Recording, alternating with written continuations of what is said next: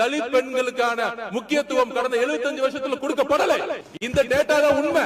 மாண்புமிகு பொதுப்பணித்துறை அமைச்சர் அவர்கள் பேசுகின்ற போது 75 ஆண்டு காலமாக ஆதி திராவிட சமுதாயத்தைச் சேர்ந்தவர்கள் உயர்கல்வி என்கின்ற நிலையை எட்டுகின்ற வகையிலே எதையும் செய்யவில்லை என்று சொன்னார். ஒரே ஒரு புள்ளி விவரத்தை மட்டும் நான் இப்போது சொல்லுகிறேன். ஆல் இண்டியா 75 வருஷம்னா 31 வருஷம் அதுல நாங்க ஆட்சியில் இருந்துக்கிறோம்.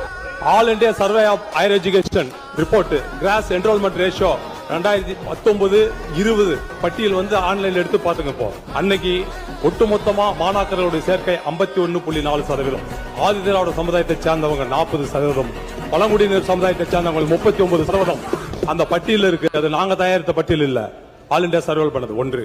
இன்னொன்று, புரட்சி தலைவர் காலத்தில் கட்டி கொடுக்கப்பட்ட அந்த ஓட்டு வீடுகளை கூட சரி செய்வதற்காக இதய தெய்வம் புரட்சி தலைவர் அம்மா அவர்கள் 2004ஆம் ஆண்டு 1,07,000 வீட்டுக்கு 10,000 ரூபாய் மேனிக்கு ஒதுக்கி தந்து 107 கோடியை ஒதுக்கி தந்தவர் புரட்சி தலைவர் அம்மா அவர்கள். அதன் பிறகு குடிசை இல்லாத வீடுகளை எல்லாம் உருவாக்க வேண்டும் என்பதற்காக அம்மா இல்லத்தை கொண்டு வந்து அந்த ஆதிராவிட சமுதாயத்தை சார்ந்தவர்களுக்கு வீடு கொடுத்தது இதய தெய்வம் புரட்சி தலைவர் அம்மா அவர்கள். பொதுவாக 75 ஆண்டு காலம் என்று மாண்புமிகு பொதுப்பணித்துறை அமைச்சர் பேசக்கூடாது. புள்ளி விவரம் கூட அரசிடம் இருக்கிறது.